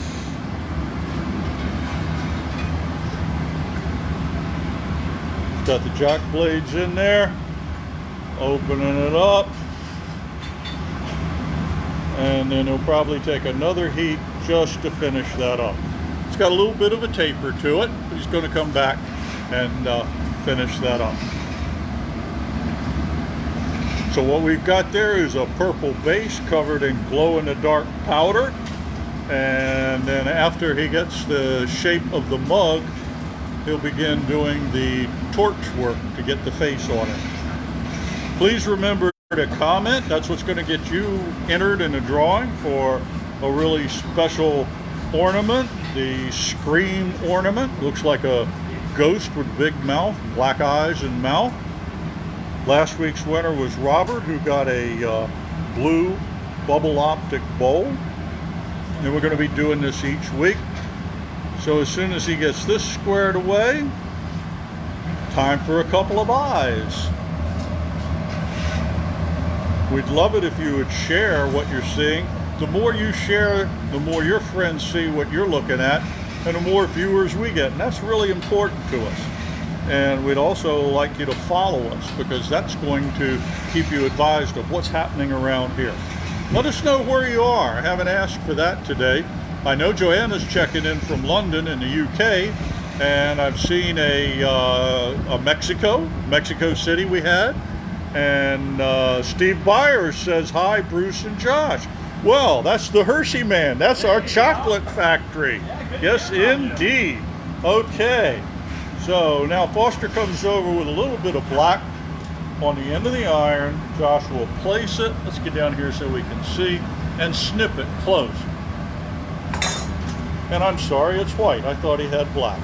All right, so we're going to flatten that out a little bit and do another one. Yep, Steve Byers from Hershey, PA. The man who will bring you a world of chocolate. Love it. Lynn from Nova, Northern Virginia. Yeah, and Dale from Cypress, Texas. Bridget's from Leesburg, again today. Yep. Yep, we met Bridget a couple weeks ago when we had the open house here as part of the Countryside Artisans Tour. Time for a second eye on this bad boy. And Jennifer from Damascus, Maryland. Thank you for letting us know, Jennifer. It's really nice to have people from all over visiting. So here we go with the second eye. Down here so you can see. Notice he draws the pipe up gently and then clips it real close. And this is what gives him that eye. Okay. You'll notice also that the cup looks like it deflected a little bit, and that's because of the heat in the punny, but that's okay. It's really unimportant if it doesn't stay completely centered right now. What will matter is if we keep it centered later on in the process. So Foster's taking the flash heats just to get enough warmth into it, and then he'll probably keep it turning so it stays pretty well on centered, so that Josh can put the green cane into the middle of the eyeball. Chantel from Jarrettsville, Maryland. Great. Bridget says she loves chocolate. Then you would love Steve Byers, because he's the chocolate king. Okay, so there we go with a little bit of green on there. Foster mashes it flat, and now Josh will come back and do a little more. We'll get up here so you can get a good view of it. As soon as he comes off, Foster presses it. Okay. Now, when Foster comes back out of that heat, he'll probably be pretty well straight aligned with the pipe, because gravity will have affected it where it fell down, but the heat allows him to straighten it. Patrick from Washington, D.C. Hello, Mr. Foley. Okay, so Foster's going to get this ready for Josh, and he flips it over,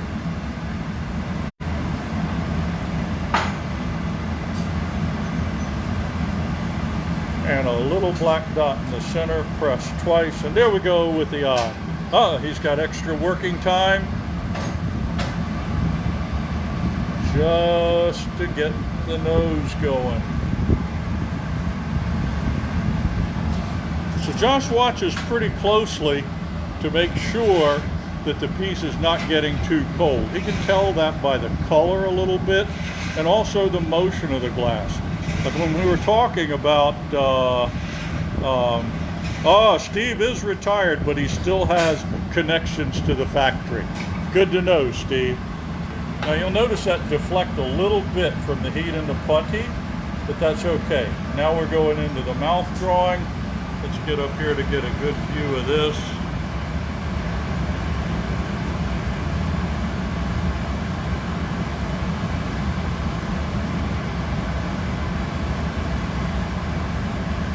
I bet he was a master of the Etch-a-Sketch.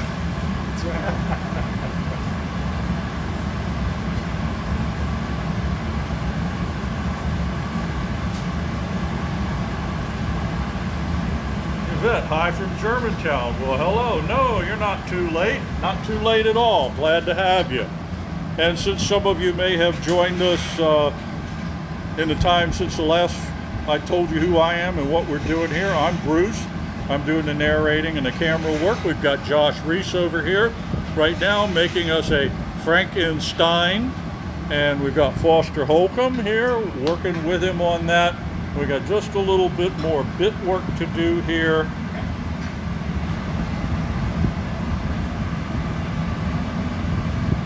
Gotta put that really cool zigzag hair slant furrowed brow in there.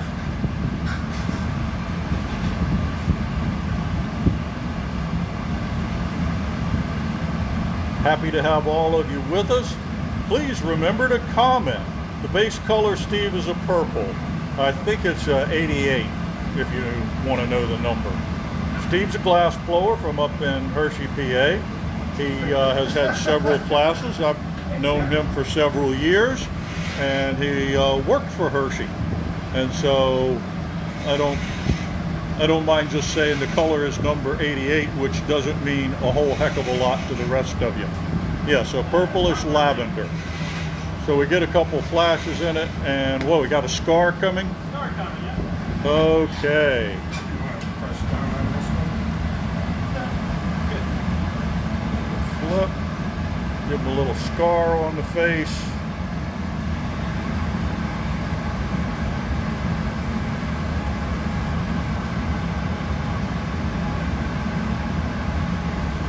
Could we do a machine gun and do Scarface? Just a thought. Josh just said under his breath, "Stop thinking, Bruce." He doesn't care if I think, he just wants me to stop talking. Okay, so we're getting all that done. We'll be getting ready here for the handle. What color are we doing with the handle? And It's going to be that, kind of that steel gray. Steel gray. We got to do a bolt first. Yep. Got to have a bolt in the side of the neck. So he's got this steel gray color. Can you grab one more monster? Say what? One more flash.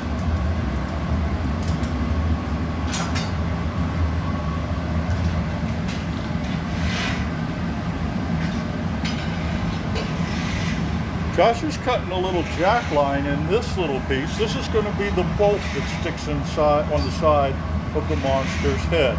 So you can see it's narrow toward the tip there, and that's like you would see a bolt. The wider part that's a little closer to the pipe is going to be the head of the bolt. All right, monster. What he's doing right now is chilling that, and he's going to torch the end of it so it's very hot and will stick. And then Foster's going to hold the piece so that it will be on the side opposite the handle, and then the handle will be the continuation. There we go, and then Josh breaks it off. Now they'll flash it, heat that up, and shape it up. Josh has not yet accepted the challenge of a hexagonal bolt. He's going to do a square bolt head. You can try. He could try. No, I wouldn't mess with it. So we've got a bolt on one side, and it's opposite of where the handle will go, which will be the same color. So it'll kind of look like the bolt comes out the other side and extends up for the handle. What he has to do right now is to make sure that that bolt adheres well, and also that the tip of it is heated so he can manipulate it. So by flipping it from side to side, you notice him heating the tip right now. And then they'll probably go straight up, and here we go. Flatten the top of the bolt, and then 4 sides for the remainder of the square bolt head. All right, way to go, guys. All righty, Foster goes back for a flash. We're getting ready to do some handle work on here.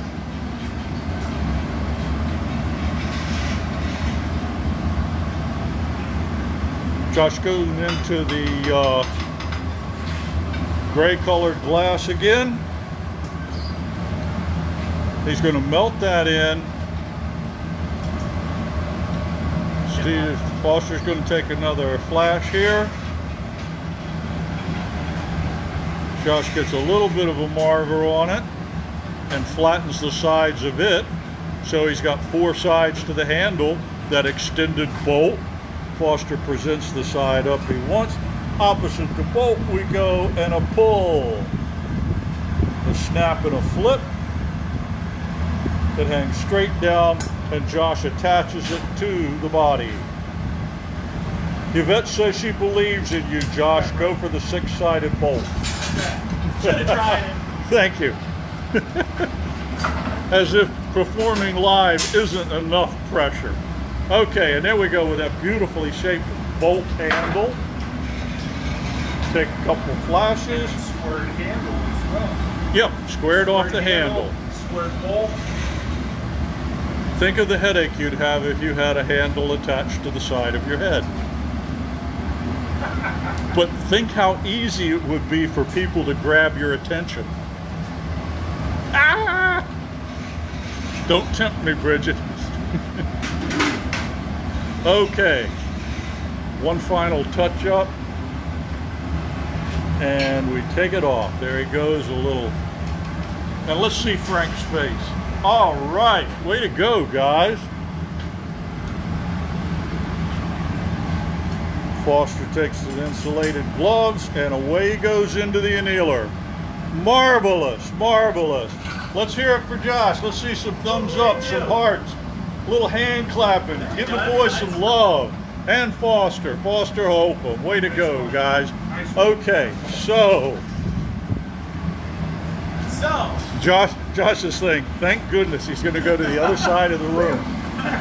Let's watch Todd with a cat. So here's a sleeping cat being forbed up. And we rip it around, and there we go. Couple of ears on it, and another cat goes in the annealer. Glass cat. Okay, back into the cone of silence over here. I explained earlier, sometimes we get some pixelating in the video over here. I originally thought it was because of a weak signal, but it turns out that Foster's a big fan of Maxwell Smart, and we have a cone of silence over here. Alrighty, so we've seen a witch. Kimberly ordered that up. If you'd like to get a piece made, then just let us know and we'll work one into the live stream. We have the Scream ornament, and you can win one for commenting. We have a white jack-o'-lantern, which somebody said that they would actually like to purchase, I believe. You just saw the Frankenstein mug, Frankenstein's monster mug, if you will, Frankenstein's purple monster mash mug. At any rate, we're moving on next to a spiderweb rondelle, and then a Prince Rupert drop to seal the deal. Quick review of some of the pieces we have here on display. This is actually a one-of-kind sculptural piece that Theta has put together, a dagger, really quite nice with a little bird on it. And you can contact her if you'd like to order that. Here we have just a straight-up witch's hat. We can sell those to you, or we can get one with a little spider dangling from the tip of the hat. We have pumpkins, typically in orange and white, but we have a multitude of colors, and hint, hint, next week you may see some of those. We have slightly larger pumpkins. There's our medium size there. And we've got a pumpkin mug back there, which we've been selling for years at the Renaissance Fair. But this year, we decided to take it to another level and make the jack-o'-lantern mug, simply by putting a face on the pumpkin mug. We also got carried away with putting faces on the regular pumpkins, and hats, lions and tigers and bears, oh my. And then here we have a ghost. We got these that we've been selling for a while, and the ghost mugs. And then we've got, you saw this made earlier today. It's the white glow-in-the-dark jack-o'-lantern. You just saw a purple version of the Frankenstein. And first off today, we made the witch that you see right there. Here's the witch's familiar, the black cat. And we have back there a large pumpkin. And then we also have one that we call the Mongo, about a foot in diameter. This piece here is really cool. This is a vase that was in the gallery. Let me get in a little bit closer. And you can see where Theta etched the spider into the web. So that really fits with the theme quite well. So there you have what we've got out here today. We're going to go get a spider web rondelle going if you're interested in any t-shirts. We have a lot of the gray ones in almost every size. I've been saying all day that the red ones are collector's items, only because this is all we've got left. But they're all real nice. Okay, so let's walk on back down here and get started. And I think it was Bridget or somebody asked about the color of the cat. I don't know what color the cat was that Todd was making as we walked by. And Jennifer is looking forward to seeing the creation of the rondelle. Awesome. So the rondelle is going to be, the spider web is going to be white. So Josh is gathering up some glass right now. And in a little bit, they're going to put what's called a trail on this on the clear gather of glass. Josh will probably take 2 gathers on this. And we'll do the trail first. How do your viewers and spiders communicate?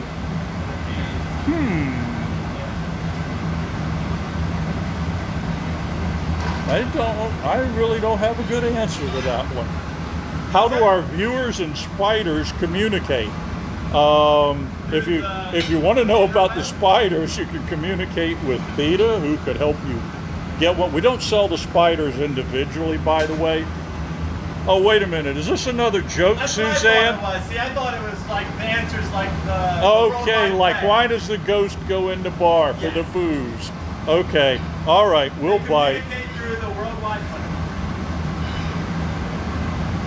Ah, over the web. Steve Byers had it. There you go. I take some of these questions too seriously. I know. All the jokes you do. Well, how does your viewers communicate with a spider?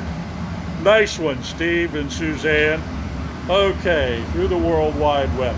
Foster's over there has picked up a chunk of white, and he's doing what's called casing it right now.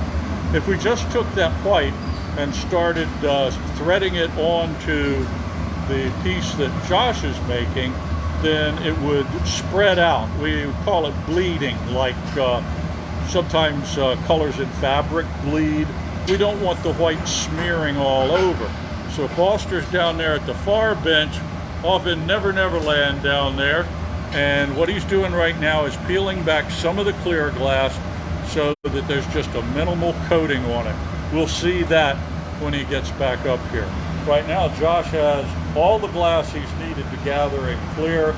He's just shaping it into a long cylinder. He'll probably extend the bubble a little bit, maybe not. And then Foster is approaching with the white glass that will be the thread. He's going to reheat that and shape it to a point. There goes Josh with a little more air in there. There goes the bubble. He'll take that bulge out of it simply by laying the jacks on the edge. Make it a really nice cylinder.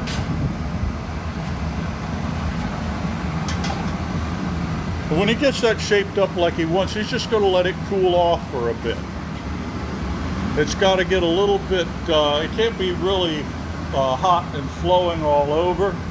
So Foster now is shaping and heating the color bit. And I'm going to come over here to what we call our threading station, for want of a better term. So there's a couple of rollers on this apparatus here. I'm going to spin it once, Josh. So as Josh spins it, you can see the pipe travels further down. That's because those wheels are angled. So when Foster gets that ready, he'll bring it over, touch it up, and Josh will begin spinning and we'll add a trail to the glass. So Foster pulls back, and here goes the trail on the glass until we get to the end, and then it should just snap off. There we go. Okay, so that's the first part of the spider's web. The horizontal, if you will. Later on, we'll bring in the vertical struts for those of you that are engineering inclined.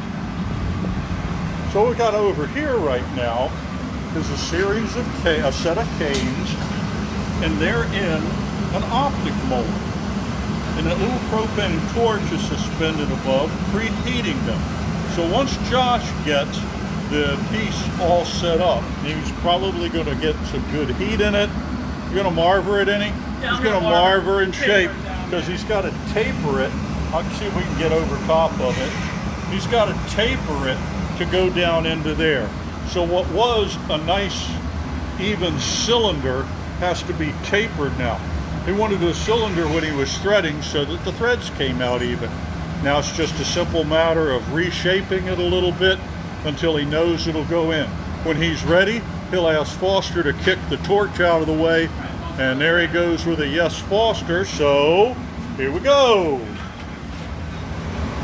Josh gets a little more heat in it, drops it into the mold, down it goes. He blows against it, and the pressure connects to the canes, and they come out attached to the piece. So those are your vertical lines in the spider web. Now it's a matter of heating and marvering or using the jacks to get those to sit down on it. See how he's rolling on the marver right now? This is just to get all of those canes under control. Those that are up over the pipe won't be used for anything. They may actually even break off during the process, or he may knock them off. Down at the bottom, he'll probably use his jacks to squeeze it together so they all come to a point. But he's going to be marvering a little while.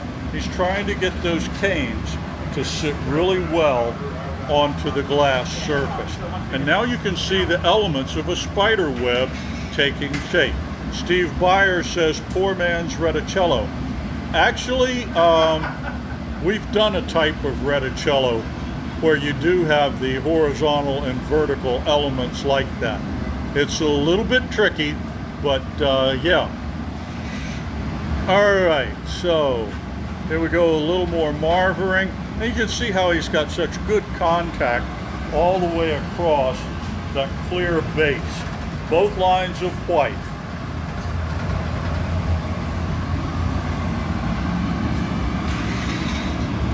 The canes running vertically, the trail running horizontally across the piece. Then he'll work this in, get it to the right size and shape, gather over it. Gonna have a black background, Josh? Yeah. It's gonna gather over that in a few moments and dip that glass in the black background and create a rondelle, which is basically a spun out plate. Please remember to comment. That's what's going to get you entered in a drawing for one of the wonderful little screen ornaments next week. And share, if you will, because you sharing helps us increase viewership. You can see Josh pressing the leftover cane a little, and as I said, he's going to cut a little knob down in the end. That's just to bring all the canes together. Will you put a spider on this as well? Probably not. We might be able to glue one on at some point. We can't do it hot, and we're not going to put a hook on it to hang one from it. I suppose when we drill a hole to put the rope on it, the leather, the strap to hang it, we could actually hang a spider on that. Right. But we couldn't do that hot. We can't do anything with the spiders while it's hot. It'd melt them.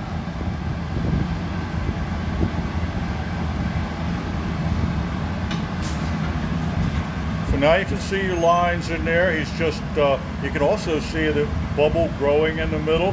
He just trapped some compressed air in there by blowing in the pipe. And now we're starting to form up the spider web.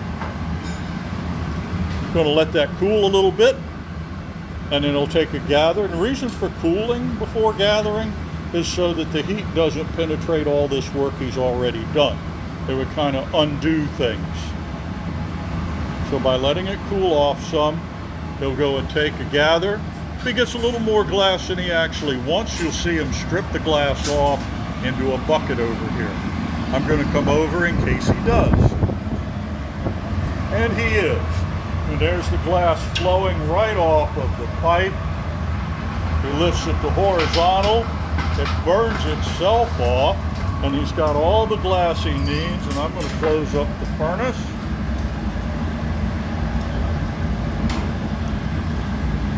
And he's going to take a little brief reheat. And then he's going to come on over and pick up the black.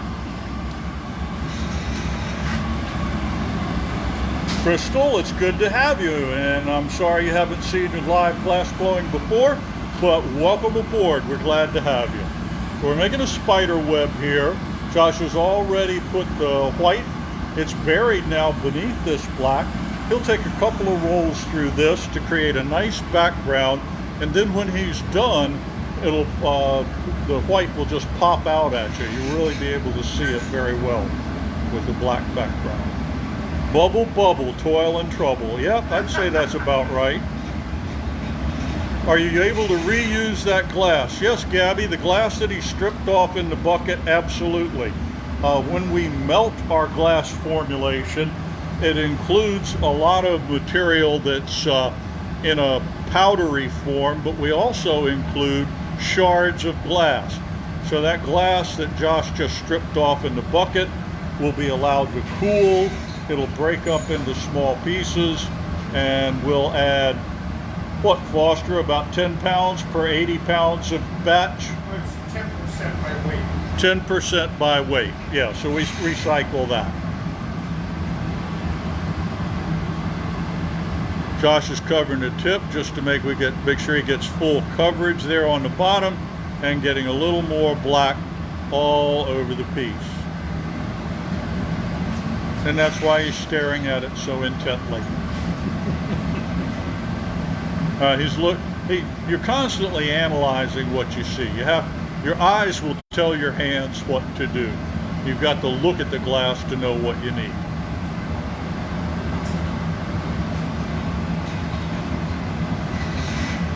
So now he's done with the black. Foster's going to sweep that off into a bowl. Josh is going to use the newspaper right now to shape that up a little bit. We can use the newspaper, we can use the block, either way.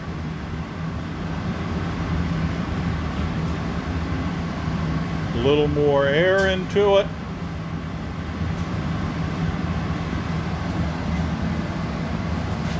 And you all have heard this narration enough, you probably know that one of the next steps is to put a jack line in it so we can separate it from the blowpipe.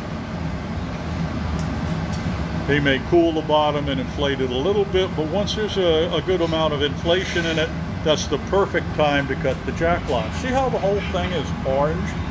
That means it's hot all the way through, and that makes it a lot easier to cut that jack line. Yes, Crystal, it does take a lot of focus. I'm going to blow it out a little bit. Hocus pocus focus, all right? He's got a good jack line in there. Now he's using the paper to kind of squat it up. See how it's getting shorter? It's not as long. He's kind of flattening the bottom.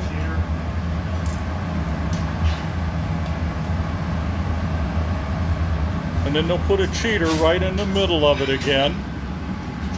Very important to keep the weight distribution even in this, because that's what allows it to spin out well. Here we go with a little dollop of glass on. It burns itself away. By pulling back on the glass like that, it just burns itself right off. Now Josh is flattening the back end of it. Foster's over there making a punty for us. Josh's going to give it a tad more air just in case it collapsed too much.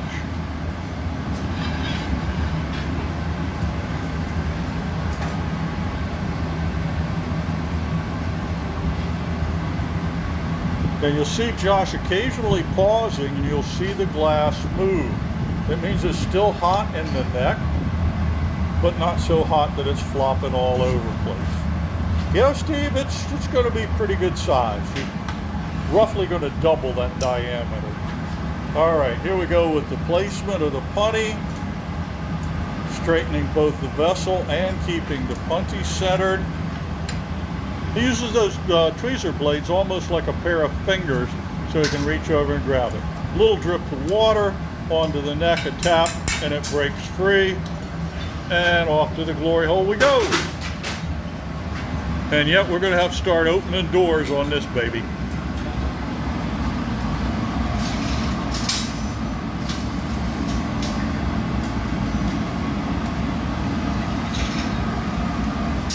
So for the first couple of reheats, Josh is able to go with just those doors open. He's got 2 left closed there, but by the time we get to the end, that's all going to have to come open so he has enough room.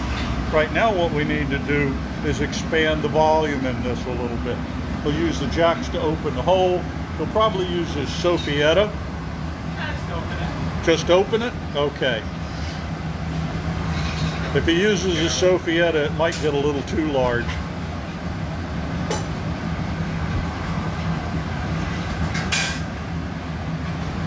So he'll start off with the jacks and then probably move to these wooden jacks called Barchofi. They're a little bit longer, they're a little thicker, and they also don't scar the glass. He's concentrating his heat right now on the end of it. He'll go in occasionally to heat the whole thing, but for the most part, it's the opening that's getting hot. You'll see that too by the gradation of color. Look how bright the end of it is and how dark the back side is. All right, it's got the jacks in it, opening up. It's going to bring this out to almost a straight-sided vessel. So he'll take another heat, probably stay with those door openings. Then once he gets it out to where it looks like a straight-sided bowl, he'll spin it out. Probably take a look on the inside after he's opened it Oh, yeah. this time. We can get a little look inside right now. You can kind of see the spider web inside there as he turns. See how he's lifting those wooden jacks up to open it up. It'd be a really cool straight-sided bowl right now, but just like the amazing Ginsu knife, wait, there's more. Foster's getting the doors open for him. I'm going to step back here behind him. It's very bright in the glory hole. We'll try and get you a good picture of the reheat and the spin out. You'll notice Josh is very deep in the glory hole. Right, he's right in front of the burner tip, and now it's starting to expand, and he's turning it. The centrifugal force is opening it up. Once he gets it as hot and as wide as it'll stay in the glory hole, he'll spin it even faster and then come back to the bench. So there he goes. He's got that turning. He can use the paddle or his jacks to straighten the end of it. And we'll come around here and look at this beautiful pattern in the spider web rondelle. And in a moment when he goes to take it off, you'll be, yes, as the rondelle turns. That's a good one, Jennifer. Okay, so there's your pattern right there. Will look really cool with a spider hanging from it. He's going to let it cool for just a little bit so that it doesn't fold or bend over when we put it in the annealer. A little drop of water, and he'll tap it, and Foster will put it away. Wow, well done. Bridget says hypnotic. Yes, it actually is. Very much so. Let's hear it for Josh. Way to go, Josh. Excellent. Okay. And Foster. Okay. Great job, guys. All right. Oh, we'll hypnotize you and say you will buy glass from the Art of Fire. I like that. That's a good one. Okay, so let's come on back down here to the board, see what is left. Not much of anything, I think, but it'll be fun. You're going to enjoy this next one. All right, so we've covered just about everything on the board today out of monsters and scary stuff. We did a witch for Kimberly. We made a scream ornament. By the way, keep those comments coming. Your name will get entered in a drawing to win one. A jack-o'-lantern that was white, or Frankenstein. Just saw the spiderweb rondelle. And the next thing is going to be the Prince Rupert drop. We'll explain that in just a moment. Let's just take a quick review. I'll talk about all of it again later, but here's our table of Halloween wear. We've got a special sculpture, a dagger here that Theda put together. We've got pumpkins, we've got mugs with faces, we've got pumpkins with faces and hats. We've got lions and tigers and bears, oh my. We've got white jack-o'-lanterns. We've got witches, we've got mugs, we've got it all right here. But let's go on back for this Prince Rupert's drop. So the thing about glass is it's very strong in compression, but in tension it's not. So Josh is going to let this glass drip right now, and he's going to cool it there, and then he's going to take it out. So that's going to cool. So you can actually take one of these Prince Rupert's drops and hit the head of it with a hammer and nothing will happen, or some other implement. So if you hit it, it's so strong that it won't break. But if you take that thin little tail and just bend it a little bit, that tension running throughout just makes a real mess of things. So this is just like a glass blower stunt, okay? We put another piece in there. And now that that's cooled, he's going to fish it out. And it's got the tail. Foster says that's a good one. That is a good one. That's scary. That one's going to be scary. That's spooky. That is Yeah. spooky. You want to hit one? No, I mean just so yeah, glass in compression when is pretty strong. So Josh can actually tap the big part of that with a hammer, and nothing happens to it. Okay, but if that tail breaks, watch out. You want to see if we can get it to go? So I'll give it a toss in the back of the studio. So it's going to go right there, Bruce. Let's see if we can get it to go. Ready? Okay. Yeah. It didn't break. You got to do it the hard way. I know. I got to go over top. You're gonna go. Here. Here. Then they won't get to see it. Oh, okay. Yeah, get it in the sunshine. Get it in the sun. The sun? Yeah, get it in the sun. Okay. Stupid glass blower trick. All right, look away. Okay, so now. And that explosion was the tension release in the glass. And look, I don't know if you can see it on this camera, but That's all it's that's just left. powder. Look, That's that's all it. that's left of that. So that's what's called a Prince Rupert's drop. We got another one? Not that good. But Not that impressive. This one isn't quite as big. Actually, I don't think so. that one beside, because of the construction of it, it's just not going quite as well. But you can see then, but you really got the explosion on that one. That was really quite good. So that's the Prince Rupert's drop, and they are a little scary, especially when there's glass flying around the studio. So I think that's it for today. Let's As opposed to glass blowers flying Yeah. around the studio. So let's just take a quick review of what we've got for you and what we've done for you and how we'd like to see you again. And by the way, remember, there's still time to comment, and please share. Sharing is really going to help us. So that's the end of the show. We've covered all those things today. I don't need to tell you what they were. You saw them. Give you a quick review of the pricing over here. Pumpkins are just plain pumpkins. Jack-o'-lanterns are basically pumpkins with faces. A jack-o'-lantern with a hat is halfway between the medium and large size with a hat. You can put a spider on the hat. That adds some cash. You can get just a hat. We can get a scream ornament for $45. Glow in the dark adds $4 to a piece. The flasks are $55. We got mugs. I showed you the goblets a moment ago.